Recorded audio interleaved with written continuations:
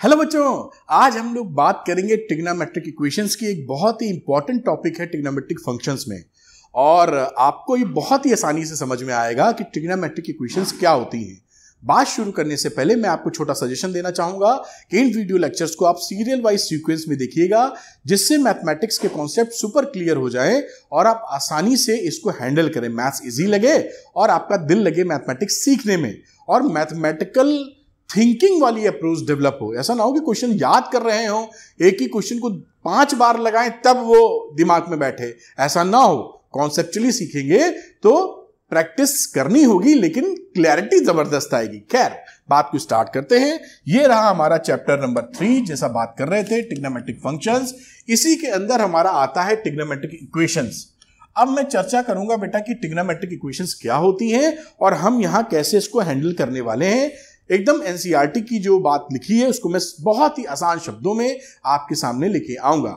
जैसे आप जानते हैं कि किसी को अभी ट्रिग्नोमेट्री भूल जाए, इक्वेशन की बात करें तो भाई इक्वेशन क्या होता है? किसी वेरिएबल को इन्वॉल्व कर देते हो, x + 2 = 0, ये इक्वेशन है। इक्वल टू का साइन आ जाता है इक्वेशन के अंदर, एक वेरिएबल रहता है, जैसे इसको बोल दोगे x = -2, तो बेसिकली ये तो इक्वेशन थी ना। अब ये इक्वेशन ट्रिग्नोमेट्रिक इक्वेशन कब बच जाती है? भाई यहां पर ध्यान से अगर आप देखिए तो वेरिएबल क्या है, मुझे बताने की आवश्यकता भी नहीं, x वेरिएबल है प्लस एक कोई गिनती इक्वल टू का साइन है बराबर। अब यहां पर इसी वेरिएबल की जगह जब ट्रिग्नोमेट्रिक फंक्शन आ जाते हैं एज ए वेरिएबल, तो ये ट्रिग्नोमेट्रिक इक्वेशन बन जाती है। जैसे मैं इसकी जगह लिख दूं 10x, तो अगर मैं 10x + 2 लिख देता हूं = 0, तो ये क्या हो गया है? बहुत सिंपल सी बात है भाई, ये ट्रिग्नोमेट्रिक इक्वेशन हो गई है। ये इक्वेशन तो अब भी है, इक्वल टू का साइन मिलता है इक्वेशन में, साथ में ट्रिग्नोमेट्री आ गया वेरिएबल की जगह, ट्रिग्नोमेट्रिक फंक्शंस, तो ये ट्रिग्नोमेट्रिक इक्वेशंस हो गई। तो इन्हें बोलते हैं ट्रिग्नोमेट्रिक इक्वेशंस, यानी जिन इक्वेशंस में ट्रिग्नोमेट्रिक फंक्शंस इन्वॉल्व हो जाते हैं वो इक्वेशन कहलाती है ट्रिग्नोमेट्रिक इक्वेशन। आप समझ गए, इससे सरल क्या होगा। आगे बात करते हैं, जैसे हमने यहां पे सॉल्व करके यहां देखा था। अब ट्रिग्नोमेट्रिक इक्वेशन, क्योंकि फंक्शंस के बारे में अंडरस्टैंडिंग हमारी है, क्या अंडरस्टैंडिंग है? देखिए sin x and cos x, बात करें sin x and cos x, अपनी सारी वैल्यूज को रिपीट करते हैं आफ्टर 2π। मतलब आपको मालूम है कि एक चक्कर अगर आप यहां से यहां तक लगा लेंगे तो sin x जब वापस शुरू करेंगे इसके आगे, तो वही वैल्यू रिपीट करेगा जो पहले चक्कर में कंप्लीट कर चुका है।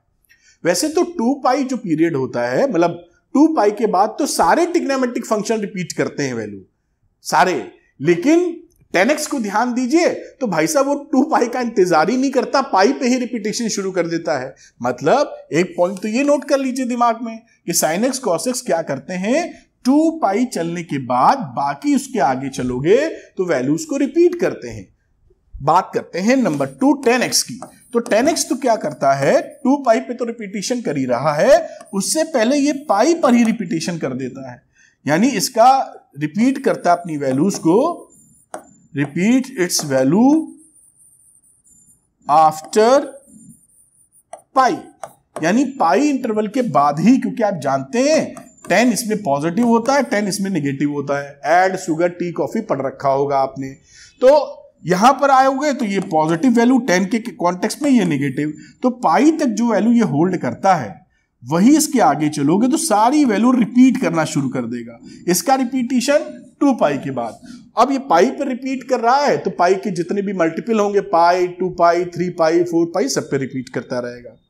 इससे फायदा क्या होता है, छोटी सी बात इन्वॉल्व कर देता हूं फिर आगे चलूंगा, कि जैसे यहां पर कहीं लिखा दिख जाए 2π + x, क्योंकि मालूम है 2π ऐड किया है और 2π के बाद ये अपनी वैल्यू को रिपीट करने वाला है, तो 2π को भगा दो यहां से, क्योंकि वो sin x के बराबर ही रहने वाला है। 2π ऐड करने का मतलब क्या है, क्योंकि रिपीटेशन करेगा, तो 2π का कोई भी मल्टीपल, 2π का मल्टीपल क्या, 1 से मल्टीप्लाई, 2 से मल्टीप्लाई, इंटीग्रल मल्टीपल की बात कर रहे हैं, तो 2π या 4π या 6π या 8π एंड सो ऑन, या निगेटिव में चले जाइए इसी तरीके से। तो कहीं पर भी अगर 2nπ + x दिख जाए, साइन और कॉस दोनों के लिए, समझाने के लिए बात कर रहा हूं, तो इसको आप तुरंत ही sin x लिख देना पसंद करेंगे, क्योंकि 2nπ जोड़ने से कोई फर्क नहीं पड़ेगा, इस पे रिपीटिशन चालू हो जाएगा। यही काम इसमें आ जाएगा कि कहीं अगर 10 पाई प्लस एक्स लिखा दिख जाए आपको, तो पाई के बाद वैल्यू रिपीट कर रहा है तो इसको तुरंत आप 10x लिख देना पसंद करेंगे। और पाई का कोई भी मल्टीपल, इंटीग्रल मल्टीपल की बात कर रहा हूं, तो पाई का कोई भी मल्टीपल, पाई, 2 पाई, 3 पाई, 4 पाई, कुछ भी हो, आप सीधे x लिख सकते हैं क्योंकि वैल्यू रिपीट होगी। ये थोड़ी सी जानकारी हो जाने से आगे जो भी चर्चा की जाएगी समझ पाएंगे। यहां पर एक हम लोग वेरिएबल यूज करेंगे, यहां बता देता हूं। आप जानती हैं n, और n क्या होगा, n कोई भी इंटीजर होगा, और इंटीजर को शो करते हुए हम लोग इसमें z से इंटीजर्स को शो करेंगे। तो जब small n belongs to z करेंगे तो इसका मतलब क्या हो जाएगा कि स्मॉल n कोई वैल्यू होल्ड कर रहा है जो एक इंटीग्रल वैल्यू है, एक इंटीजर है। इतनी बात आप समझ चुके हैं। अब इसके आगे की चर्चा करते हैं। उससे पहले मेरे ख्याल से कुछ 1-2 एग्जांपल्स हैं जो आपको समझाने में मदद करेंगे। अच्छा, एक बहुत इंपॉर्टेंट बात जो डिटेल में बताने में वो रह गई, बता देते हैं। यहां पर देखिए 2 तरह की इक्वेशंस के सॉल्यूशंस हमारे सामने आते हैं। मैं थोड़ा और शानदार तरीके से बताता हूं इसको, जिससे आपके दिमाग में चला जाए। रेड कलर लेना चाहता हूं जिससे आपको चमक दिखे। ट्रिग्नोमेट्रिक इक्वेशंस के सॉल्यूशंस की बात कर रहा हूं, ऐसे लिख देना चाहिए जो आप पकड़ पाए। भाई इक्वेशन को सॉल्व करोगे तो एक तो आप लिख सकते हो पर्टिकुलर प्रिंसिपल सॉल्यूशन, मोटे तौर पे बात कर रहे हैं, वरना तो पर्टिकुलर सॉल्यूशन भी आ जाएगा। और इसके अंदर दूसरा कह दीजिए जनरल सॉल्यूशंस, यानी जब भी इस ट्रिग्नोमेट्रिक के इक्वेशंस को आप सॉल्व करेंगे, 2 तरह के, नॉर्मली आपको 2 तरह के सॉल्यूशंस से पाला पड़ेगा।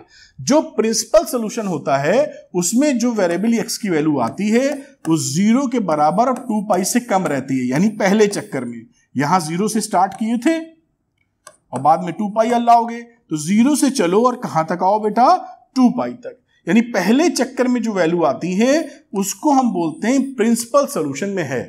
और जनरल सॉल्यूशन का मतलब होता है एक चक्कर ही क्यों, जितने मन चाहे उतने चक्कर लगाओ, तो कहीं कुछ भी चले जाओ, तो उसको जनरल सॉल्यूशन का मतलब कि 0 to 2 पाई के बीच में बाउंडेशन नहीं है, जो वैल्यू आपको लेनी है वो ले लीजिए, एनी वैल्यू। आप समझ गए होंगे, अभी और एग्जांपल से समझेंगे। एनी वैल्यू, कोई भी वैल्यू जनरल वैल्यूज में जो आ रही है वो रहेंगी। तो इस तरह के 2 सॉल्यूशंस रहेंगे। अगले 2 एग्जांपल्स मेरे ख्याल से 18 और 19 शायद हैं, भी दिखेंगे। वो प्रिंसिपल वैल्यू ब्रांच या प्रिंसिपल सॉल्यूशंस की बात करते हैं। यानी जो भी आंसर आपका निकलेगा वो आंसर 0 के बराबर या बड़ा और 2 पाई से छोटा होना चाहिए। सिंपल सोचो, इतना कॉम्प्लेक्स सोचने की जरूरत क्या है, पहले चक्कर में होना चाहिए। 0 इंक्लूड कर चुके हो तो बाद में 2 पाई इंक्लूड मत करना। बहुत ही सिंपल सी बातें हैं, उसको जटिल बनाने की कोई आवश्यकता नहीं है। खैर चलिए, ये है 18 नंबर का सवाल, एग्जाम्पल जो भी बोले। अब यहीं पे ज्यादा कोई लिखना नहीं है तो ऊपर करने की आवश्यकता नहीं है। अब इसमें देखिए इसने बोला क्या है, कीवर्ड ध्यान दीजिए, प्रिंसिपल सॉल्यूशन। तो प्रिंसिपल सॉल्यूशन का सीधे मतलब खटाक से हमारे दिमाग में आ गया, अगर वेरिएबल x है तो कि x की वैल्यू कुछ भी हम निकालें लेकिन वो होगी इसके बीच में, तभी बोलेंगे प्रिंसिपल सॉल्यूशन, पहले चक्कर में आनी चाहिए। ठीक, अब यहां पर जैसे लिखा हुआ है sin x बराबर √3/2। देखिए किस तरह सोचना चाहिए आपको, किस तरह मैं सोचता हूं, आपको पसंद आ सकता है। देखिए यहां पर sin x की वैल्यू पॉजिटिव इन नेचर, क्या है वो तो बात की बात है, √3/2 है लेकिन पॉजिटिव है। अब आप खटाक से, क्योंकि पहले आप पढ़ चुके हैं, ऐड शुगर टी कॉफी, मतलब कहां कहां ट्रिग्नोमेट्रिक रेशियो प्लस माइनस कहां कहां होते हैं। तो साइन है प्लस, यानी इसका आंसर आपका ये साइन वाला है, और पहले में तो सारे प्लस होते हैं, इसमें और इसमें प्लस है, देख पा रहे हो। यानी जो भी आंसर आपका आएगा वो पहले क्वाड्रेंट का या दूसरे क्वाड्रेंट में ही आएगा, क्योंकि इधर तो साइन निगेटिव होता है तीसरे चौथे में। तो ये पहले ही अपने को समझ में आ गया कि एक वैल्यू इसकी पहले क्वाड्रेंट में मिल जानी चाहिए और एक दूसरे में मिल जानी चाहिए अगर सब कुछ ठीक ठाक है। तो तीसरे चौथे में तो मिल ही नहीं सकती, क्योंकि वहां तो साइन एक्स निगेटिव होता है। भाई पकड़ में आ गई बात। तो अब यहां पर साइन एक्स बराबर √3/2, तो पहले क्वाड्रेंट में किसके बराबर है ये, तो √3/2 साइन 60 के बराबर होता है। इतना तो याद कर रखा हम लोगों ने। तो इसकी वैल्यू खटाक से लिख दीजिए, क्या, साइन 60 मतलब π/3। बात पकड़ में आई। तो एक तो आंसर हो गया, देखिए x बराबर π/3, और क्योंकि ये इसके अंदर फॉल कर रहा है तो एक्सेप्टेड आंसर है। लेकिन बात अभी खत्म नहीं हुई है, क्योंकि एक आंसर यहां से भी मिलेगा क्वाड्रेंट नंबर 2 से।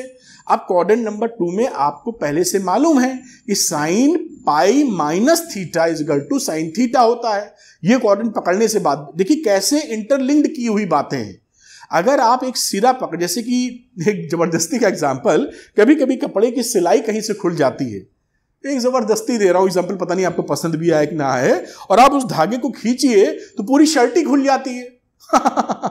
बस यही है ट्रिग्नोमेट्री में, एक सिरा पकड़ लो बेटा, समझ लो उसको और खींचते चले जाओ, पूरा पूरा ट्रिग्नोमेट्री हाथ में आ जाएगा। खैर बात पकड़ पा रहे होंगे, पता नहीं कैसा एग्जांपल मैंने दिया, लेकिन बात है सही। अगर आप एक, क्योंकि ये इंटरलिंक्ड है सब मामला, तो रटना नहीं है, समझना है इसको। तो आप बात पकड़ पाए होंगे, ज्यादा भाषण ना दूं मैं, यहां आ जाता हूं। जैसे आप समझते हैं, क्योंकि हमको सेकंड क्वाड्रेंट में वैल्यू चाहिए थी, तो सेकंड क्वाड्रेंट का मतलब होता है पाई माइनस थीटा। आ जाएंगे सेकंड क्वाड्रेंट में, पाई में थीटा घटा रहे हैं, पाई में थीटा घटाओगे, पाई में थीटा घटाओ, ये पाई है, पाई में थीटा घटाओगे तो यही तो आओगे सेकंड क्वाड्रेंट में। तो साइन पाई माइनस यही कर दो उठा के, क्योंकि ये आप जानते हैं। देखिए कितना आसान है ये सब। Sign pi minus theta sine theta होता है बच्चों। अब एक्स निकाल चुके हो तो उठा के तुम लिख दो पाई माइनस पाई बाई 3, क्योंकि इसकी वैल्यू इसके फॉर्मूले के बेसिस पे क्या होगी, साइन पाई बाई 3, और साइन पाई बाई 3 तो कुछ निकाले हुए √3/2, कोई टेंशन ही नहीं। ये वैल्यू क्या हो गई खटाक से, ये हो गई pi minus pi by 3 LCM हो गया, तो ये हो गया 2 पाई बाई 3, यानी ये वैल्यू भी सेकेंड क्वाड्रेंट में है। This value is in second quadrant. Answer आ चुका है। इस तरीके से सोचेंगे तो इसके पिताजी भी डिस्टर्ब नहीं कर पाएंगे आपको इस सवाल की। तो आंसर क्या रहा पता नहीं, आप कितना बात पकड़े, एक एग्जाम्पल और लेंगे तो समझ में आएगा। तो एक्स की वैल्यू हो गई पाई बाई 3, और दूसरी वैल्यू हो सकती है, एंड लिख दीजिए चाहे 2 pi upon 3, that is your answer. इसको नोट कर लीजिए, जो मैंने सोचने का तरीका बताया है, अगर इस तरीके की प्रैक्टिस हो गई तो कुछ भी कर लें सवाल देके, आपका कुछ नहीं फेल होने वाला सिस्टम। आप उसको घुमा के किताब सब उसके परकच्चे उड़ा देंगे सवाल के, क्योंकि आप समझ रहे हैं ना, आपको दिखाई पड़ रहा है, आप महसूस कर रहे हो, और feeling that, you are observing that, you are seeing that. तो कोई जो चीज दिख रही है, समझ में आ रही है, फील कर रहे हैं, उसमें क्या गड़बड़ होगी, हो ही नहीं सकती। आइए तो इसको नोट कर लीजिए। मेरे ख्याल से ये बात समझ पाए होंगे। ध्यान यही रखना है कि प्रिंसिपल सॉल्यूशंस में इसके अंदर चर्चा करनी है। इसको नोट कर लें, अगले एग्जांपल को जो कि होगा शायद 19 नंबर, उसको भी करेंगे। आइए मैदान में, नोट कर लिया पॉज करके वीडियो आपने, ये आ जाते हैं एग्जांपल नंबर 19 पर। अब देखिए वही लॉजिक मैं यहां पर छापने वाला हूं, कहीं लगा दीजिए भाई, कैसे गड़बड़ होगी, हो ही नहीं सकती। यहां पर बात करते हैं। अब यहां फिर यूज किया गया है प्रिंसिपल सॉल्यूशन का वर्ड, यानी जो भी आंसर निकालोगे 10x लिखा है, x निकालना है, तो वो x की वैल्यू कहां से कहां तक होगी, 0 से पाई के बीच में। ये इसका मतलब है, इससे बाहर नहीं जा सकते आप प्रिंसिपल सॉल्यूशंस के लिए। बहुत अच्छी बात। अब यहां पर देखिए लिखा हुआ है 10x इज इक्वल टू -1/√3। अब देखिए आपको वही लॉजिक, ये आपने 4 क्वाड्रेंट बना डाले, ऑल शुगर टी कॉफी, जो भी आपने याद कर रखा हो, जबान पे जो भी चढ़ा हो। 10 है निगेटिव, अगर 10 निगेटिव है तो 10 निगेटिव सेकेंड क्वाड्रेंट और फोर्थ क्वाड्रेंट में होता है। पहले क्वाड्रेंट में ये पॉजिटिव होता है और T for 10 यहां भी पॉजिटिव होता है। तो कहां कहां निगेटिव मिलेगा, एक तो सेकंड में मिलेगा और एक थर्ड मिलेगा। यानी आपका जो आंसर आएगा ये पक्का हो चुका है, एकदम स्टैम्प्ड, कि वो आंसर सेकंड में और थर्ड में आना चाहिए। बात पकड़ में आ रही होगी। अब सेकंड में जब आना चाहिए आंसर, तो यहां पर देखिए सेकंड में आने का मतलब क्या है, 10 पाई माइनस थीटा समझ लीजिए सेकंड में लाने के लिए, क्योंकि हमें माइनस करके तो याद नहीं रहती वैल्यू। तो हम ये समझते हैं कि सेकंड क्वाड्रेंट के अंदर अगर मैं पाई माइनस थीटा लिखूं तो इसकी वैल्यू -10 थीटा आती थी। बात पकड़ में आ रही है। 10 थीटा ये 1/√3 किसके लिए होता है, 30 डिग्री के लिए होता है। भाई 1/√3 किसकी वैल्यू होती है, एक्यूट एंगल्स के लिए। सिंपल बात जो याद करके रखी थी, 30 डिग्री के लिए, 30 डिग्री के लिए, π/6 के लिए। अगर ये π/6 के लिए होती है, तो अगर मैं इस थीटा की जगह π/6 रख दूं तो काम बन गया। ये देखिए 10 रखा, पाई रखा और ये पाई बाई 6 रखा, क्योंकि ये वैल्यू आ जाएगी 10 पाई बाई 6। और आप जान रहे हैं कि -10 पाई बाई 6 का वैल्यू क्या हो गया, -1/√3। देखिए पकड़ में आ गई बात, क्योंकि हमें पता है सेकंड क्वाड्रेंट में ही खेलना है हमको। लॉजिक देख रहे हैं कितना प्यारा। अब यहां पर यही आंसर हो गया। अब ये आंसर क्या है, पहला पाई माइनस पाई बाई 6 मतलब 5 pi by 6। 5 by 6 is your first answer. तो ये आंसर नंबर 1, आंसर नंबर 1 मतलब 1 ना समझ लेना कहीं भाई, मतलब कहने का मतलब ये पहला आंसर आ चुका है। अभी खेल अभी बचा है, क्योंकि इस चौथे क्वाड्रेंट में भी खेल हो सकता है। वो माइनस वैल्यू है ना। अब चौथे क्वाड्रेंट में क्या कर सकते हो, आप जानते हो, देखिए कितना सुंदर और सरल उपाय है। 10 चौथे क्वाड्रेंट में कैसे पहुंचोगे, 2 पाई माइनस थीटा करके। भाई ये पूरे चक्कर में 2 पाई पहुंचे, 0 2 पाई और थीटा घटा दो इसमें, तो यही तो आओगे चौथे में। तो 10 2 पाई माइनस थीटा की वैल्यू क्या होती थी, ये वैल्यू होती थी -10 थीटा, आप जानते हैं। और 10 थीटा को 1/√3 से हम पहचान रहे हैं, यानी थीटा क्या पुट कर देना चाहिए हमको, पाई बाई 6 और खेल हो जाएगा खत्म इसका। देखिए कितना आसान है, सो मच सिंपल। थीटा जैसे ही आप पाई बाई 6 पुट करोगे, 2 पाई माइनस पाई बाई 6 और यहां वैल्यू हो गई -10 पाई बाई 6 और 10 पाई बाई 6 होता है 1/√3, यानी -1/√3 वैल्यू हो गई। यानी ये वैल्यू जो कि आपकी फोर्थ क्वाड्रेंट पे ही है, इसका आंसर वैलिड है। तो फोर्थ क्वाड्रेंट में वैल्यू क्या रही, 2 पाई माइनस पाई बाई 6, 12 में से 1 गया यानी 11 पाई बाई 6। ये देखिए आंसर आ गया आपका, ये आंसर आ गया, ये लिख देना चाहिए मुझे। 2 आंसर आ गए, मुझे फाइनल आंसर कर देना चाहिए। इसका जो आंसर रहा, एक तो रहा 5 पाई बाई 6 और दूसरा आंसर रहा 11 पाई बाई 6। ये आंसर रहे इसके। निकालने का तरीका समझे ना, इसका इस्तेमाल जरूर करें, क्योंकि ये एकदम बेसिक बेस है। यहां से इस लॉ को ट्रिग्नोमेट्री में कोई भी तोड़ नहीं सकता। मतलब जैसे कहते हैं ना कि खानदान के कुछ नियम कानून रहते हैं, एक देश का कानून रहता है, तो जो भी इसके अंदर देशवासी है, नागरिक है, उसको उसका पालन करना होगा। बड़ी बात कर दी हमने, तुम पकड़ोगे नहीं बड़ी बात। जैसे आप जिस स्कूल में जाते हैं, जिस क्लास में जाते हैं, उसके कुछ रूल हैं। अब वो रूल स्कूल वालों ने बनाए तो आपको फॉलो करने पड़ेंगे, मजबूरी है आपकी। मजबूरी का मतलब जिस भी वजह से बने हैं। तो ट्रिग्नोमेट्रिक फंक्शन का ये समझ लीजिए एक लॉ है, जिसको हर ट्रिग्नोमेट्रिक फंक्शन को फॉलो करना ही होगा, चाहे ट्रिग्नोमेट्री वो 10th से स्टार्ट हुई हो, चाहे 100 क्लास में पढ़ रहे हो। 100 क्लास तो होता नहीं, लेकिन मजाक के तौर पर समझ गए होंगे। तो इसका इस्तेमाल जरूर कीजिए, क्योंकि हर जगह ये आपके पक्का काम है। और जो मैंने इस वीडियो को फिर से रिपीट कीजिए, क्योंकि जिस तरीके से मैंने बताया, हो सकता है उस तरीके से नहीं सोचा हो आपने। तो एक बार में आपको धाएं से समझ में आ जाए, इसकी भी गारंटी नहीं है। जब कोई चीज सीखी नहीं उस तरीके से, तो एक बार सुनते ही कोई आर्किमिडीज तो सब पैदा नहीं हो रहे हैं, ना हम हैं और बहुत सारे लोग नहीं भी हैं, हो सकता है आप हो वैसे। तो हम लोग प्रैक्टिस करके ही तो सीखते हैं। बात पकड़ में आ रही है? ऐसा थोड़ी एक बार सुनाओ सीख गए, ऐसा थोड़ी होता है। तो थोड़ा सा प्रैक्टिस करनी पड़ती है। तो उसको देखते हुए आप क्या करें, जो मैंने लॉजिक बनाया है कॉपी पे लेके धीरे धीरे सुन के एस्टैब्लिश कर दीजिए, काम हो जाएगा खत्म, सब वैल्यूज निकाल मारेंगे। खैर सवाल ये हो जाता, आगे चर्चा करेंगे, मैं हट जाता हूं। इसको आप नोट डाउन कर लीजिए, फिर आगे बात करेंगे। तो पॉज करिए वीडियो को और आगे नोट डाउन कर लीजिए। खैर अब इसी को थोड़ा आगे करके आगे चर्चा ले जाने वाले हैं। तो जैसा कि अब आगे एग्जाम्पल के आगे की थ्योरी पढ़ेंगे, हमें यह मालूम था जो हम पढ़ चुके हैं कि sin x is equal to अगर 0 होता है तो जनरल सॉल्यूशन में, अब हम गिव्स, मैं किसकी बात कर रहा हूं, अभी जनरल बात कर रहा हूं या जनरल सॉल्यूशन के तहत बात कर रहा हूं, पर्टिकुलर बात अभी नहीं कर रहा हूं। तो इसका आंसर हमारा क्या आता था, x is equal to n pi, पहले सीख चुके हैं, जहां पर n बिलोंग करता है इंटीजर को। आप थोड़ा सा मैं फील करा देता हूं, कई बच्चे भूल भी गए होंगे, शायद भूलेंगे क्या वैसे, लेकिन फिर भी sin x की वैल्यू 0 कहां होती है, एक तो होती है 0 पर, फिर दूसरी होती है पाई पर, तो यहां पर 0 और यहां पर 0।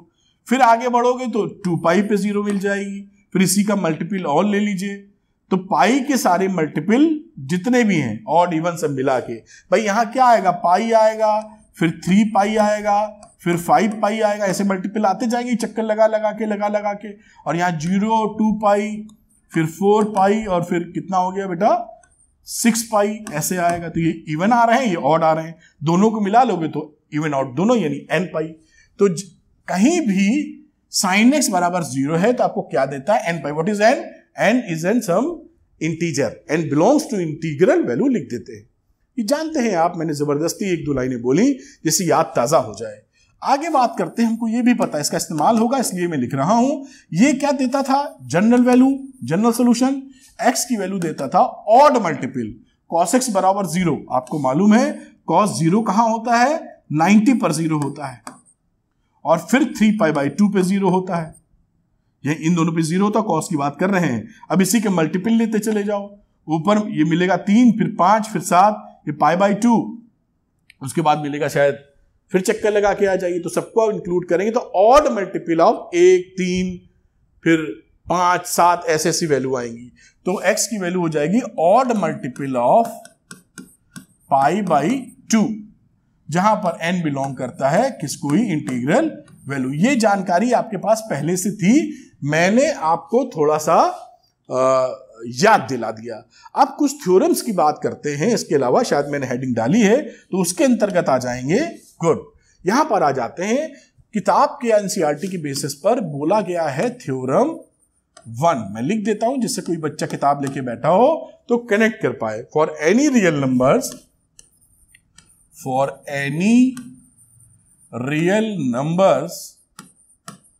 x एंड y, क्योंकि रियल नंबर्स और रेडियंस में एक जैसी सेम बात होती है, ये शुरू में ही सीख चुके थे हम लोग। अब अगर हमारे पास sin x is equal to sin y आ जाए, इक्वेशन देखिए क्या आ गई है, sin x is equal to sin y, तो इसका जो जनरल सोल्यूशन होता है, कलर बदल लेना उचित रहेगा, इसका जो जनरल सोल्यूशन हमारे पास आएगा वो आता है x is equal to n pi plus -1 की पावर n y, और जहां पर n हमारा कोई इंटीग्रल वैल्यू है। इसको हम लोग प्रूव भी करेंगे। तो अगर ये इक्वेशन हमारे सामने आ जाती है तो इसका आंसर, जनरल सॉल्यूशन ये है, इसको एज ए फॉर्मूला आने वाले समय में, आने वाले सवालों में इस्तेमाल किया जाएगा।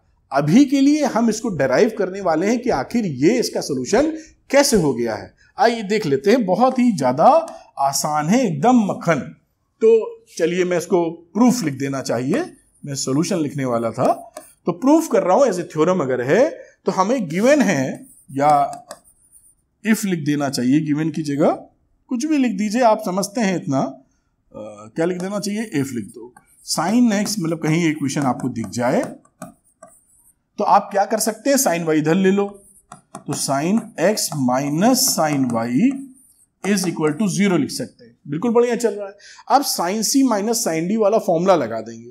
तो sign C minus sine D formula सिखा चुका हूं, तो मैं लिख रहा हूं 2 cos c plus D upon 2 into sine c minus D upon 2 is equal to 0।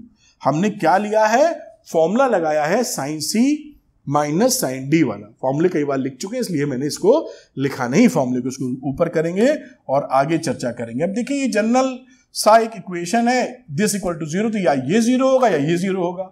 आप समझ रहे हैं, या तो ये वैल्यू 0 हो या फिर ये 0 हो, या दोनों ही 0 हो।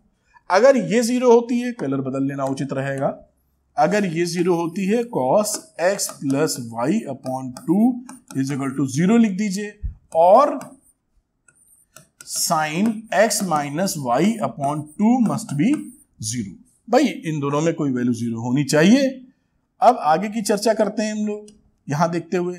अगर अब ये हम पढ़ चुके थे, देखिए जो मैंने याद दिलाया था कि cos x is equal to 0, तो ये ऑड मल्टीपल ऑफ π/2 हुआ करता था।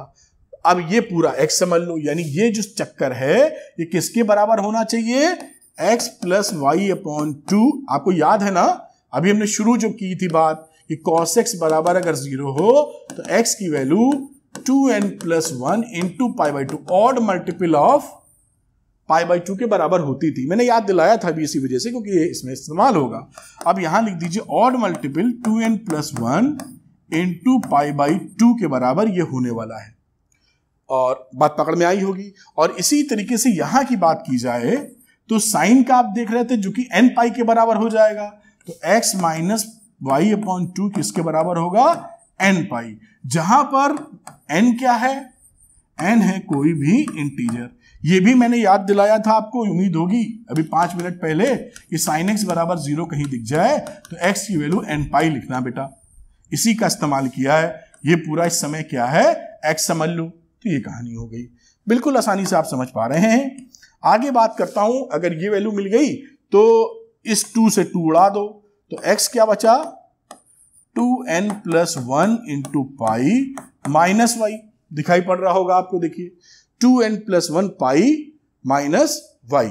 और यहां पर आ जाओ तो x की वैल्यू क्या लिखोगे, 2 से मल्टीप्लाई कर दो तो 2n पाई और प्लस वाई, और ये हर जगह तो n बिलोंग्स टू इंटीजर आ ही रहा है। अब देखिए ये दोनों बातें जो निकली हैं बिल्कुल फर्स्ट क्लास हैं। अब जब ये ऐसे हमारे रिजल्ट आ जाते हैं तो हमारी एक कोशिश रहती है कि क्या इस रिजल्ट को हम आपस में कंबाइन कर सकते हैं, वरना तो ये ठीक ही लिखा हुआ अलग अलग, कोई दिक्कत नहीं। लेकिन अगर हम कंबाइन कर देंगे तो 2 की जगह एक चीज याद रखनी पड़ेगी, तो उस तरफ थोड़ी निगाह डालते हैं कि क्या कॉम्बिनेशन पॉसिबल है। आंसर है पॉसिबल है। कैसे पॉसिबल है वो दिखाता हूं आपको। अब देखिए यहां पर इस वैल्यू को जो लिखा है, ये देखिए ऑड मल्टीपल लिखा है, इसका मतलब क्या होता है, ऑड मल्टीपल। तो मैं इसको लिख देता हूं 2n प्लस 1 इंटू पाई, यहां लिख देते हैं प्लस, अब -1 का पावर रेस कर देते हैं 2n plus Y into Y.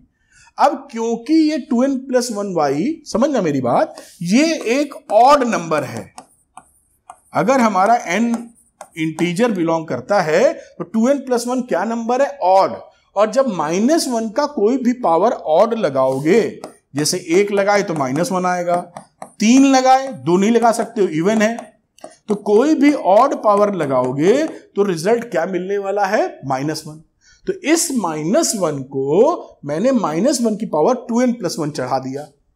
क्यों, क्योंकि देखिए इससे सिंक्रोनाइजेशन है, उसका फायदा मिलने वाला है हमको, अभी आपको दिखेगा। बात पकड़ में आ गई। अब यहां पर चलो कलर थोड़ा सा अलग कर लेते हैं, यहां पर आ जाओ, यहां देखो 2n क्या है, that is the even number, ये प्लस लिखा है तो मैं लिखता हूं 2n पाई प्लस -1 की पावर 2n वाई, और n तो बिलोंग्स टू इंटीजर है ही, वो कहीं भूल जाओ तो आप लिख लेना। तो व्हाट इज 2n, 2n हमारा इवन नंबर है, ये क्या है, इवन नंबर। तो -1 का कभी भी इवन नंबर लगाओगे तो रिजल्ट प्लस ही आएगा बेटा, ये तो आप जानते ही हो। तो मैं इसको इस तरह लिख सकता हूं, ये देखिए इवन था 2n, ये था इवन, तो मैंने क्या किया, इन दोनों फॉर्मेट को ऑड और इवन के फॉर्मेट में लिख लिया।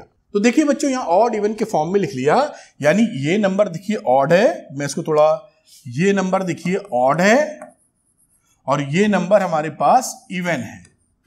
तो और बाकी फॉर्मेट देखिए सेम है, ऑड के साथ ऑड, इवन के साथ इवन।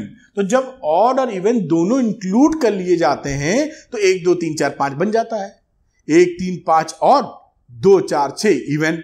तो जैसे ही इन दोनों को कंबाइन करोगे आप, अब क्योंकि ये ऑड वाली वैल्यू इधर से और इवन वाली वैल्यू इधर से, इवन इधर से इवन वाली वैल्यू, दोनों मिलकर आप क्या लिख पाओगे, x की जगह, क्योंकि ये ऑड और इवन दोनों है यहां पर देखो, तो इसकी जगह सिंपली लिख दो n पाई, ऑड इवन दोनों, और यहां पे ऑड और यहां पे इवन, तो ऑड इवन दोनों, यानी प्लस लिख के -1 की पावर n लिख दो और बाकी बचा y। और ये आपका सॉल्यूशन एस्टेब्लिश हो गया, यानी हमने क्या किया, इन दोनों रिजल्ट्स को आपस में कंबाइन कर दिया है। तो इसलिए हमें 2 चीजें याद नहीं रखनी पड़ेंगी। ऑब्जेक्टिव केवल इतना था, बाकी सही तो ऊपर वाला था ही भाई, लेकिन 2 चीज रखो, इससे बढ़िया है 1 चीज रखो तो दोनों काम कर दे। बात पकड़ में आ रही होगी। ये प्रूफ हो गया किसका, और प्रूफ के साथ साथ थ्योरम है। आपको ये फॉर्मूले की तरह याद भी रखना है, सवालों में लगाएंगे हम लोग, तो इसको आप नोट कर लीजिए, समझ कर लीजिए, फिर थ्योरम नंबर 2 पर चलेंगे। इसी के नीचे मेरे ख्याल से साइन एक्स की जगह फिर कॉस एक्स की बात जहां तक की जाएगी। तो ये थ्योरम थी जो मैं यहां से बात करूं, इसको आप चाहें तो नोट कर लें डेरिवेशन को, जो लॉजिक मैंने बताया, जो समझाया कि क्लबिंग कैसे की गई, वीडियो को पॉज करके आप नोट डाउन कर सकते हैं। सारी बातें इस डिटेल को आप देख सकते हैं। जहां जहां कॉम्बिनेशन का मौका मिलता है हम करते हैं, और जहां पॉसिबिलिटी नहीं है वहां नहीं करते हैं। शायद अगले में पॉसिबिलिटी मिले तो करेंगे, नहीं होगा तो नहीं करेंगे। खैर, थ्योरम नंबर 2 की तरफ चलते हैं बेटा हम लोग। देखिए थ्योरम नंबर 2 क्या है। थ्योरम नंबर 2 एनसीईआरटी के हिसाब से बात करें, वही एक्स वाई रियल नंबर्स हैं, तो वो आप लिख लीजिएगा, x and y are real numbers. अब उस सिचुएशन में हमारे पास अगर cos x is equal to cos y आ जाए, ऊपर क्या था sin x is equal to sin y, तो जनरल सोल्यूशन की बात करें तो इसका सोल्यूशन, जनरल सोल्यूशन हमारा क्या होगा, वो जनरल सोल्यूशन आ जाएगा, यानी x की वैल्यू बात करें, x is equal to 2n pi plus minus y, और जहां पर n है बिलोंग्स टू सम इंटीजर। ये एक रिजल्ट के तौर पे हमें ध्यान रखना चाहिए। ये इसका आंसर है और ये इसकी कंडीशन है। इसको भी प्रूफ करके देखेंगे कि आखिर ये वैल्यू कैसे आ गई। फॉर्मूले के तौर पर इसको याद भी अपने को रखना होगा, जिससे हम जगह जगह सवालों को सॉल्व कर पाए। चलिए इसको प्रूफ देख लेते हैं इसका एक बार, कि हमारे लिए ये प्रूफ क्या है। मैं प्रूफ लिख देता हूं, एक दो लाइनें ब्लैक से लिखता हूं जिससे थोड़ा डिफरेंस रहे। अब दिया हुआ है if cos x is equal to cos y। अब cos x जैसे लास्ट में किया था वैसे ही यहां कर लो, तो cos x minus cos y is equal to 0। अब cos c minus cos d का फॉर्मूला लगा दो तो आपको मालूम होगा, -2 sin x plus y upon 2 into sine x minus y upon 2 must be 0। कुछ नहीं किया है, simply cos c minus cos d का फॉर्मूला लगा मारा है, दैट्स ऑल। अब आप समझदार हैं कि ये एक्सप्रेशन अगर 0 के बराबर है तो या तो ये वैल्यू 0 है या ये वैल्यू 0 है, इसमें कुछ कहने की आवश्यकता नहीं, सारे रियल नंबर चल ही रहे हैं। अब फिर से मैं थोड़ा सा कलर बदलता हूं, यहां पर अगर ये value sine x plus y upon 2 0 है, या फिर sine x minus y upon 2 0 है, तो हमें मालूम था कि sine x is equal to 0 तो x बराबर n पाई होता है। तो यहां से एक्सप्रेशन क्या मिला, x plus y upon 2 must be equal to n pi. देखा था ना हम लोगों ने इसको, मेरे ख्याल से ये साइन x बराबर अगर 0 हो तो x बराबर क्या होता था, n पाई। याद दिलाया फिर से, तो ये वैल्यू लिख सकते हैं। और यहीं पर आप इसकी बात करें तो x माइनस वाई अपॉन 2 की वैल्यू क्या लिख सकते हैं, अगेन n पाई, और n यहां पर दोनों के लिए क्या है, कोई इंटीग्रल वैल्यू है। बहुत अच्छी बात। तो x क्या हो गया, 2n पाई माइनस वाई, और यहां क्या हो गया, x बराबर 2n pi plus y, n belongs to some integer. अब देखिए दोनों दो हैं, दोनों को क्लब करके याद कर लेते हैं। तो यहां से हम लोगों ने इनको कंबाइन कर लिया, तो क्या लिख दिया, x is equal to 2n pi plus minus y, और इसको हमें अपने दिमाग में रख देना, जहां पर n क्या है, कोई भी इंटीग्रल वैल्यू है। ये इसका प्रूफ हो गया। प्रूफ जानना आवश्यक है क्योंकि कई सारे सवाल इसी प्रूफ की तर्ज पे होते हैं। जो एग्जाम्पल से मैं अभी कराऊंगा आपको बहुत सुंदर उससे इंसाइट मिलेगी।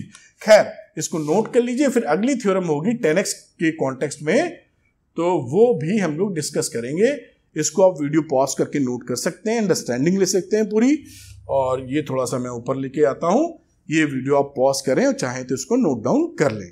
खैर आगे की तरफ चलते हैं, तीसरी थ्योरम की बात करते हैं, जहां पर मैं थ्योरम नंबर 3, अब वही एक्स वाई रियल वैल्यूज हैं, या रियल वैल्यूज के अलावा odd multiple of pi by 2 नहीं है। X and y are real values and not odd multiple of pi by 2, क्योंकि ऑड मल्टीपल होंगे तो 10x एग्जिस्ट नहीं करेगा, 10 पाई बाई 2 इंफिनिटी हो जाता है, तो ऑड मल्टीपल नहीं होना चाहिए। अब देखिए 10x बराबर 10y कहीं दिया हुआ है, अगर ये समझ गए ना, ऑड मल्टीपल ना हो, क्योंकि अगर 10 पाई बाई 2 लिखोगे तो इंफिनिटी हो जाएगा, नॉट डिफाइंड, इसलिए उससे बचने के लिए।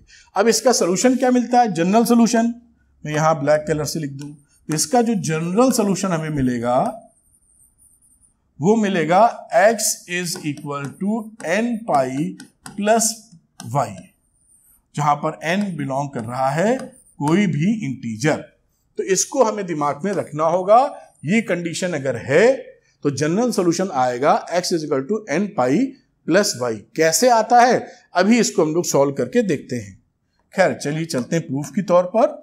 इसका प्रूफ क्या होने वाला है, तो अगर प्रूफ में हमें बोला गया है कि if 10x is equal to 10y, तो इसको मैं लिख सकता हूं 10x minus 10y is equal to 0। कोई इसमें टेंशन की बात है नहीं। इसको साइन और कॉस में तोड़ लेंगे, तो इसको लिख लीजिए sine x upon cos x minus sine y upon cos y is equal to 0। LCM भी ले लेना बेहतर रहेगा।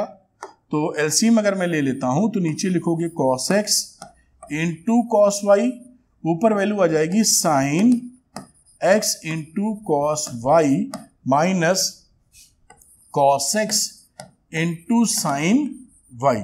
मेरे ख्याल से आप इसको समझ पा रहे होंगे।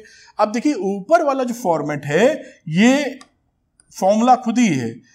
किसका फॉर्मूला, ब्लैक कलर यूज करें, साइन ए माइनस बी का। तो इस वाले को लिख सकते हो साइन एक्स माइनस वाई, क्योंकि साइन एक्स माइनस वाई को ओपन करोगे तो sine A into cos B minus cos A into sine B, ये मिल जाएगा। और नीचे रहा cos x into cos y is equal to 0।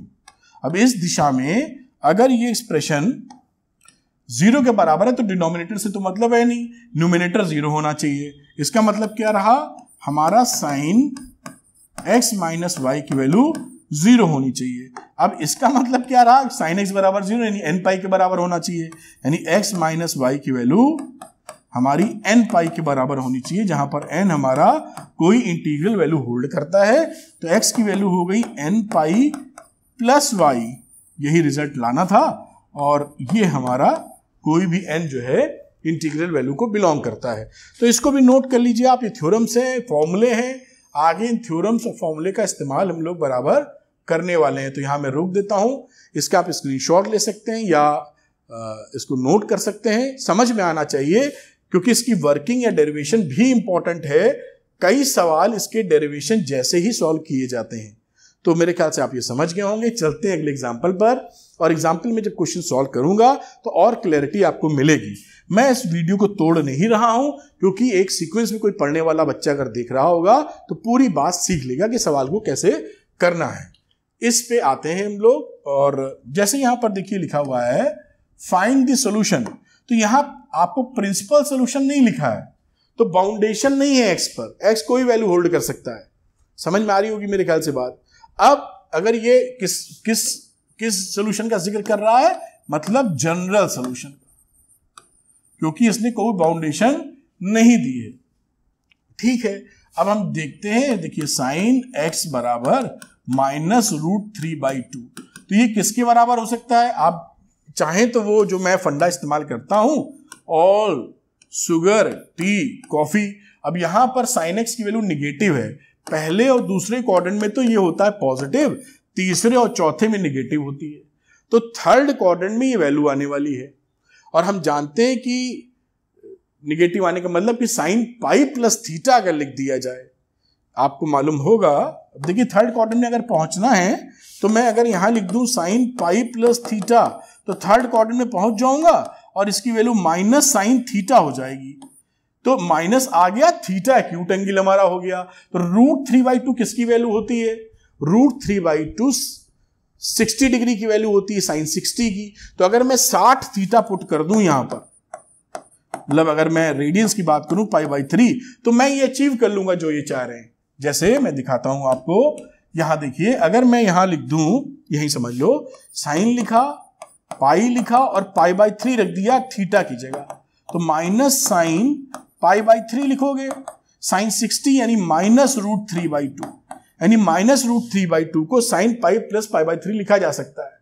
तो अगर मैं इसको साइन पाई प्लस π/3 लिखूंगा तो आप ऑब्वियसली इसको लिख सकते हैं साइन जोड़ दो 4π/3। तो हमें समझ में आ गया कि x की वैल्यू मैं 4π/3 ले सकता हूं, कोई परेशानी की इसमें बात समझ में नहीं आती। थर्ड में था, बिल्कुल दुरुस्त ले लिया आपने, मेरे ख्याल से कनेक्ट कर पा रहे होंगे। लिख दिया यहां पर। अब 4π/3 अगर आपने लिख दिया है वैल्यू, तो अब देखिए कहां गए भाई हम लोग।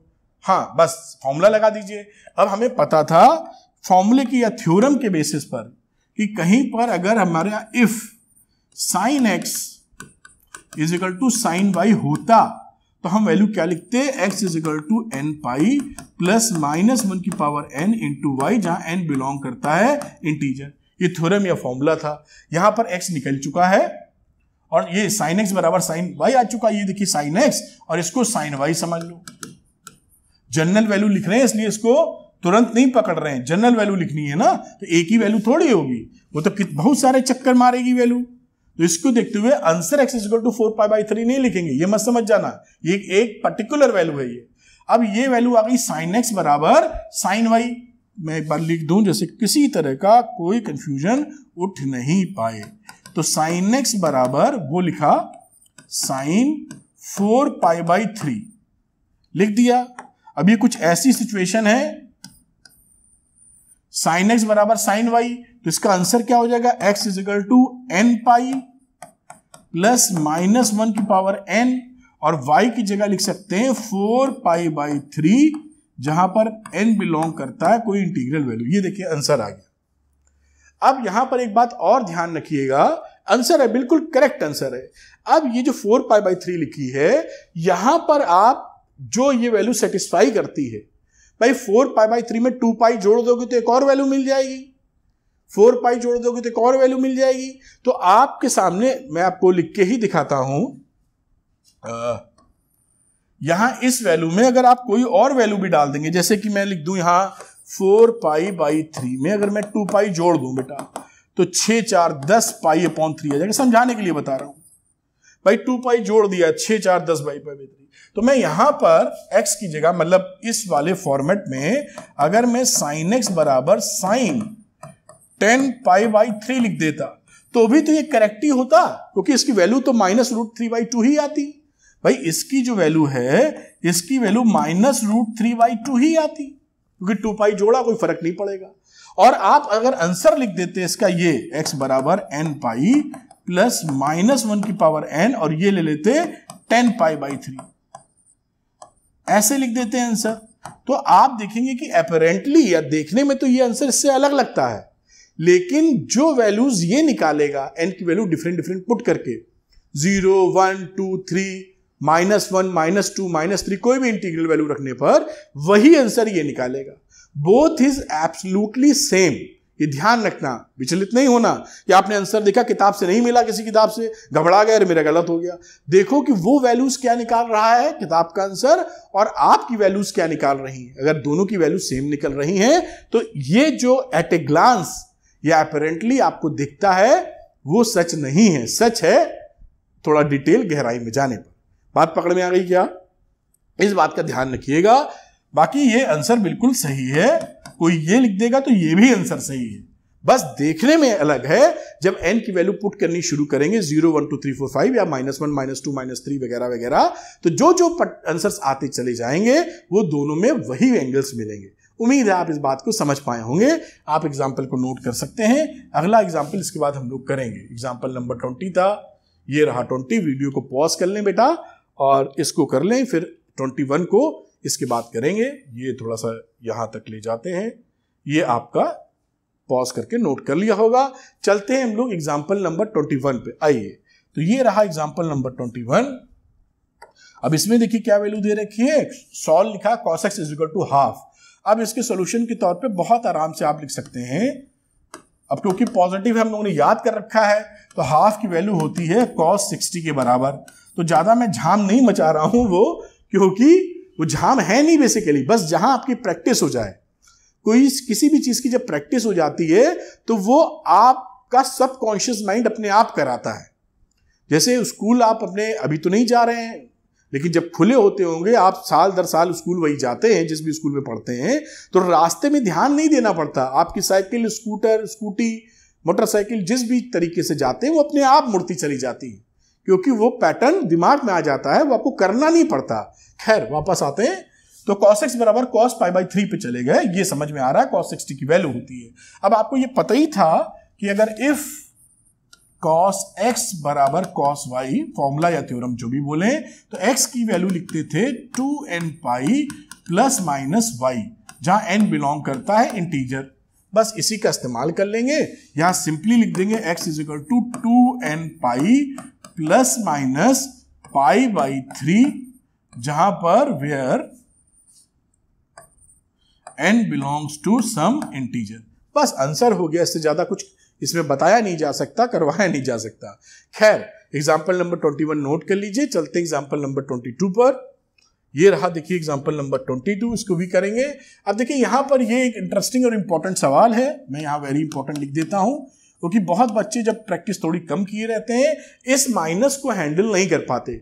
ऊपर से ये direct 10x is equal to 10y वाला फॉर्मेट भी नहीं। हम लोगों ने क्या पढ़ा अभी, 10x बराबर 10y अगर लिखा होता तो हमें फॉर्मूला पता है कि हम वैल्यू लिख देते n पाई प्लस जहां तक y, ऐसे लिख देते n बिलोंग्स टू इंटीजर। लेकिन यहां तो साहब हमारे पास 10x बराबर 10y लिखा नहीं हुआ है। अगर नहीं लिखा है तो हम उसको चेंज तो कर सकते हैं, वही करने वाले हैं हम लोग। आइए देखते हैं इसको चेंज कैसे किया जा सकता है।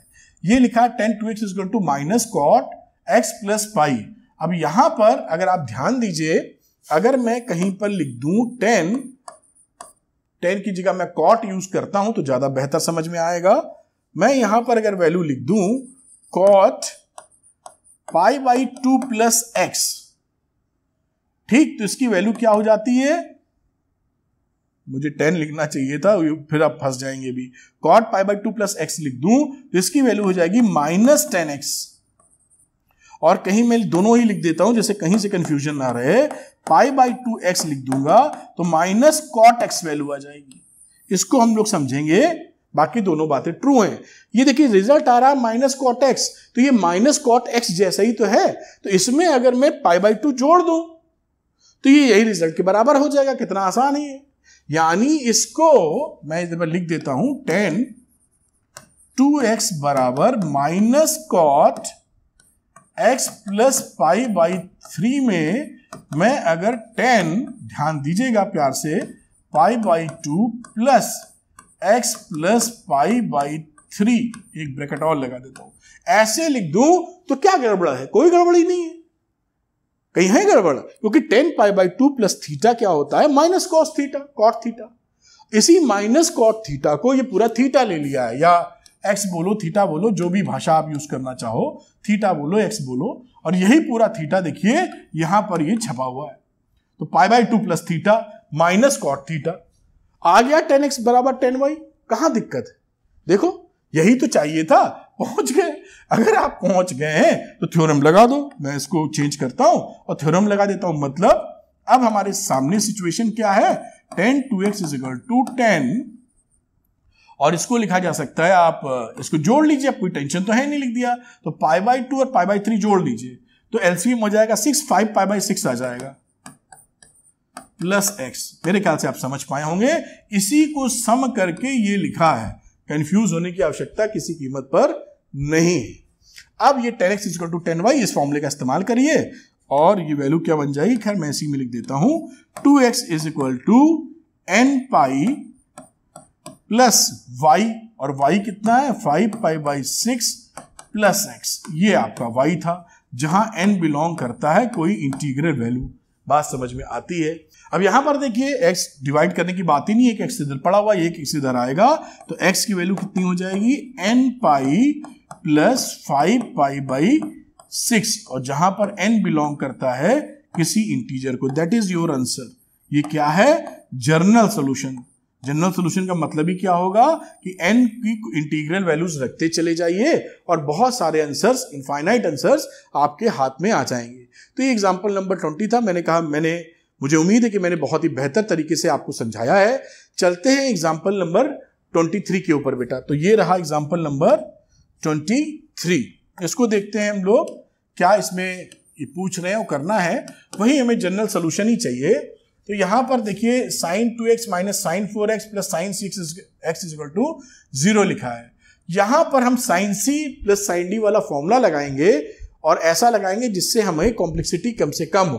तो मैं साइन 2x और साइन 6x को एक साथ ले लेता हूं। निकल किसी को किसी से ले लेंगे तो भी निकल जाएगा, लेकिन ज्यादा आसान पड़े इसलिए मैं इसकी क्लबिंग इसके साथ कर रहा हूं। 6 + 2 8/2 जब होगा 4, तो ये साइन 4x कॉमन आ सकता है। अगर इन दोनों को या इन दोनों को लोगे तो कोई भी कॉमन आने की प्रक्रिया नहीं दिख रही है। मेरे ख्याल से आप समझ पा रहे होंगे, अभी इसका फायदा आपको दिखेगा। तो मैं इसको क्या लिख देता हूं, देखिए पहले लिख देता हूं साइन 6x, फिर लिख देता हूं साइन 2x और minus sine 4x is equal to 0। Equation को मैंने इस तरह लिख लिया। अब यहां पर sine c plus sine d वाला फॉर्मूला लगा रहे हैं, तो आप जानते हैं 2 sine c plus d/2 into sine c minus d/2 cos आएगा यहां, तो sine c plus d/2 into cos c minus d/2 और minus sine 4x is equal to 0। आगे बढ़ते हैं, ये रहा 2, ये बटा साइन 6 और 2 8 और 2 से डिवाइड करेंगे तो आ जाएगा 4। ये रहा यहां कॉस, 6 में से 2 गए 4 को 2 से डिवाइड करेंगे 2 और minus sine 4x is equal to 0।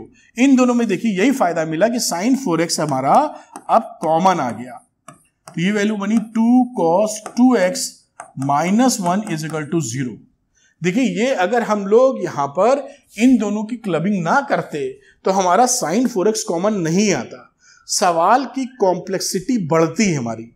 तो आपके पास जब भी ऐसे एक्सप्रेशन हो, आपकी जब थोड़ी प्रैक्टिस हो जाएगी तो आप जान पाएंगे कि 2 और 6 को जोड़ने पर होता है 8/2 आता है 4 संभावना बना रहा है कॉमन आने की, तो आप उसी दिशा में बढ़ेंगे।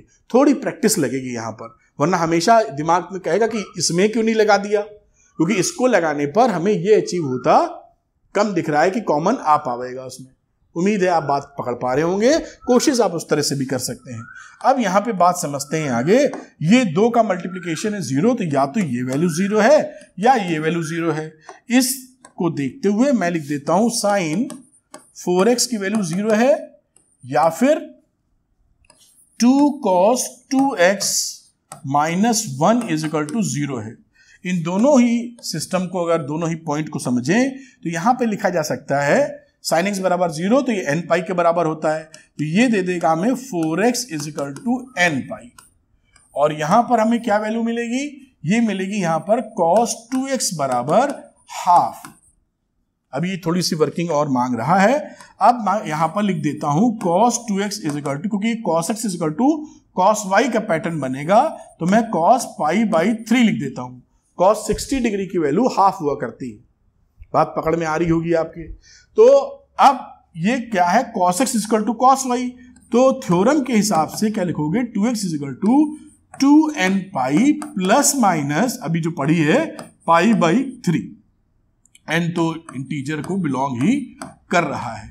ये वैल्यू देखिए आ रही है। यहां पर बात करें फाइनल आंसर के तौर पर, तो ये x की वैल्यू हो जाएगी n π/4, या फिर यहां की बात की जाए तो x की वैल्यू आप लिखेंगे 2 से कर दीजिए डिवाइड, तो n पाई प्लस माइनस π/6, और दोनों ही कंडीशन के लिए where n belongs to some integer.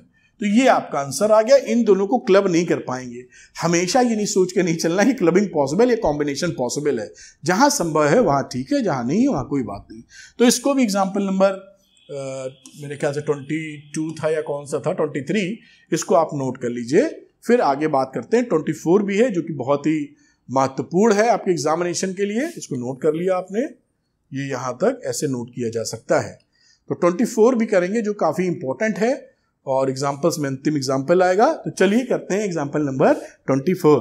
तो बच्चों करते हैं एग्जाम्पल नंबर 24। ये भी बहुत ही सरल एग्जाम्पल है लेकिन बहुत इंपॉर्टेंट है।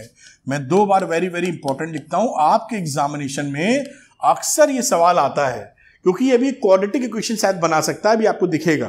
तो this is very very important question, जरूर ध्यान दीजिए अच्छे से। चलिए बात समझते हैं। अब यहां पर लिखा देखिए 2 cos² x plus 3 sin x is equal to 0। तो सीधे सॉल्व करने की जगह हम क्या करेंगे, इसको साइन स्क्वायर एक्स में कन्वर्ट करके क्वाड्रेटिक बना लेंगे। क्या मतलब ये कि मैं यहां लिख सकता हूं 2 cos स्क्वायर एक्स को लिख सकते हो 1 minus sine square x plus 3 sine x is equal to 0। इसमें कोई प्रॉब्लम नहीं लिखने में, मल्टीप्लाई कर दीजिए 2 minus 2 sine square x plus 3 sine x. अब आप इसको माइनस से मल्टीप्लाई कर दीजिए या उस तरफ ले जाइए, जो भी भाषा आप यूज करते हैं। तो मैं लिख सकता हूं 2 माइनस 1 से मल्टीप्लाई करने पर minus 3 sine x minus 2 is equal to 0।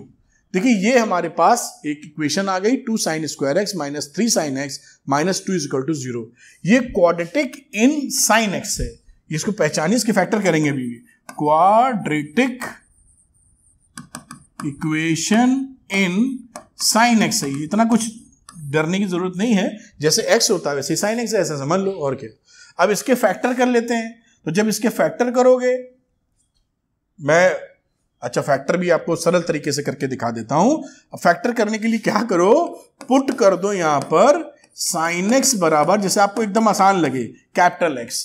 तो ये कहानी बन जाएगी 2x square minus 3x minus 2। मैंने ऐसा इसलिए किया कि ऐसे फैक्टरों को आप खूब किए हुए हो क्लास 9 से, शायद उससे पहले से भी, तो इसको करने में चंद सेकंड लगेंगे आपको, और फिर साइन एक्स की वैल्यू पुट कर देंगे, तो आपका दिमाग फंसेगा नहीं कहीं। एनीवे, इसको करते हैं और मैं इसको लिखता हूं 2x स्क्वायर। इसको कैसे ब्रेक किया जाए, 4 वैल्यू आ रही है, तो 4 की जगह क्या पकड़ के चलें, 4 प्लस 1 या कुछ और वैल्यू लेनी चाहिए। तो 4 प्लस 1 ले लेते हैं, देखते क्या आता है। कहां पर है भाई, तो लिख दो यहां पर माइनस 4x और प्लस x कर देते हैं, ठीक है, माइनस 2 इज इक्वल टू 0। आगे चलते हैं। अब यहां पर आप ले लो 2x कॉमन, तो x माइनस 2 है, यहां 1 कॉमन ले लिया, x माइनस 2 है, और यहां से वैल्यू आ गई आपकी 2x प्लस 1। उम्मीद है आप बिल्कुल आसानी से समझ पा रहे होंगे। ये देखिए फैक्टर हो गया। अब ऐसे फैक्टर करने में आपको कोई परेशानी नहीं आएगी। अब कैपिटल एक्स की जगह साइन एक्स पुट कर दो। तो इसको मैं थोड़ा ऊपर लेके जाता हूं और कलर भी चेंज करना चाहूंगा, तो ये आ गया कैपिटल एक्स की जगह साइन एक्स। अब यहां पर आपको कोई भी परेशानी का अनुभव नहीं होगा। ये वैल्यू आ गई, इसको और ऊपर लेके जाते हैं। अब यहां पर देखिए 2 फैक्टर्स का इंटू 0 है, दोनों रियल नंबर्स हैं, तो या तो ये, रुक जाओ भाई, तो या तो ये नंबर 0 है या फिर ये नंबर 0 है। इस सिचुएशन को पहचानते हुए हम लिख देते हैं 2 sine x plus 1 is equal to 0 और sine x minus 2 is equal to 0। अब यहां पर सीधे आप देख पाए होंगे कि ये तो पॉसिबल ही नहीं है, क्योंकि साइन एक्स की वैल्यू 2 के बराबर तो कभी हो ही नहीं सकती। साइन एक्स की वैल्यू -1 से +1 में रहती है। आपको ये पता है कि साइन एक्स की जो वैल्यू है वो -1 से और मैक्सिमम +1 तक ही पॉसिबल है। तो दिस इज नॉट पॉसिबल। तो इसकी बात तो छोड़ ही दो, यहां से कोई सोल्यूशन नहीं मिलेगा। यहां का कार्यक्रम बढ़ाते हैं आगे हम लोग। अब यहां पर क्या दिखा, साइन एक्स बराबर -12। अब साइन एक्स बराबर साइन वाई लिखने की कोशिश करेंगे हम लोग। तो यहां पर इसको माइनस वैल्यू आ रही है, तो किस एंगल के बराबर रख सकते हैं। सपोज करिए हम क्वाड्रेंट नंबर 3 में जा रहे हैं, जिसे 7 π/6 लिख देते हैं। 7 × 30 210, 180 से ज्यादा। तो आप लिख सकते हैं वही जो तरीका मैंने आपको बताया था लिखने का। अगर आप थोड़ा सा ध्यान देने की कोशिश करें, ऐड शुगर टी कॉफी यहां पर ये सब प्लस थे, साइन वाला केस बात कर रहा हूं। साइन इन दोनों में नेगेटिव होता है। अपने को तीसरे क्वाड्रेंट में आना पड़ेगा या चौथे में, तीसरे की बात समझते हैं। तो अगर मैं कहीं पर लिख दूं, समझा रहा हूं आपको जैसे ये लिखना आसान हो जाए आपके लिए, साइन पाई प्लस थीटा, तो इसको मुझे लिखना होगा माइनस साइन थीटा। तो माइनस तो यहां से एडजस्ट हो जाएगा। ये साइन थीटा आधे के बराबर कितने में होता है, तो हम जानते हैं पाई 30 डिग्री में होता है। तो अगर मैं यहां थीटा की वैल्यू π/6 पुट कर दूं तो मेरा काम बन जाएगा। यानी मुझे लिख देना चाहिए साइन पाई प्लस π/6। देखिए कितना आसान है ये सब। आप एक बार थोड़ा समझेंगे ना तो मजा ही आ जाएगा। और साइन 30 की वैल्यू होती है हाफ, तो ये -हाफ मैच कर गया। इसको जोड़ मारो, 7π/6 आ रहा है। किसी से पूछोगे तो यही बताएगा। इस तरह लिखा जाता है।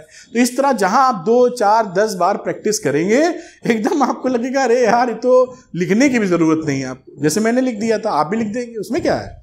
खैर आगे बात करते हैं। इतनी बात मैंने समझा दी, जैसे कहीं भी किसी स्टेप पर आपको कंफ्यूजन ना हो। कहां पर थे, तो यहां पर आ गए आप। इसको मैं इधर लिख देता हूं।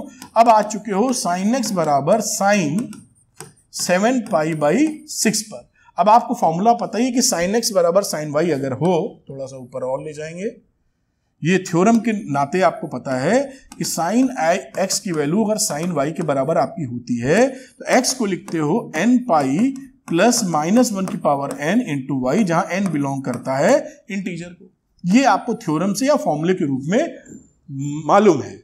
इसी को अप्लाई कर दीजिए यहां पर, तो ये हो गया बात, x is equal to n π plus -1 की पावर n और 7π/6, जहां n बिलोंग करता है कोई integer. This is your answer. बात खत्म। मैंने बताया था कि 7π/6 की जगह कोई और वैल्यू भी कोई यूज कर रहा है जो सेटिस्फाई कर रही है, तो कोई फर्क नहीं पड़ता। अपेरेंटली ये अलग लगते हैं, लेकिन असल में जो वैल्यूज प्रोड्यूस करेंगे वो सेम होगी। तो ये एग्जांपल था, एक्सरसाइज से पहले खत्म हो जाता है, इंपॉर्टेंट है, इसको नोट कर लीजिए। मुझे लगता है कि मैंने एक एक चीज को टुकड़ों में तोड़ तोड़ के आपके लिए आसान करके लाया, क्योंकि मेरी पूरी कोशिश है कि ये वीडियो लेक्चर्स ऐसे हों जो एक बार आप देख लें तो उसके बाद इतना कॉन्फिडेंस महसूस करें कि सवाल निकल के ही रहे। खैर इसको आगे मैं ऊपर लेके जाता हूं। ये वीडियो को पॉज करके आप नोट डाउन कर लीजिए क्या होगा, और आगे चलते हैं। वीडियो पॉज करके आप नोट डाउन कर लें, ये सवाल यहां खत्म हो जाता है। तो इस तरीके से मुझे उम्मीद है कि ये वीडियो लेक्चर्स काफी लर्निंग से भरे रहे होंगे और आपको सिखाने में काफी मददगार होंगे। बस आपको ध्यान ये रखना है कि इन वीडियो लेक्चर्स को सीरियल वाइज सीक्वेंस में देखना है, जिससे कॉन्सेप्ट बहुत आसान लगे। और इस बात का मैं विशेष ध्यान रख रहा हूं कि कहीं जिन जिन पॉइंट्स पर आप अटक सकते हैं या आपको डिफिकल्टी लग सकती है, उसको मैं एट लेंथ अलग अलग एंगल से बात करने की कोशिश करता हूं सवालों के बीच में, जिससे क्लैरिटी बनी रहे, आसान लगे आपको और आप सफलता प्राप्त करें। Thank you very much. Wish you all the best.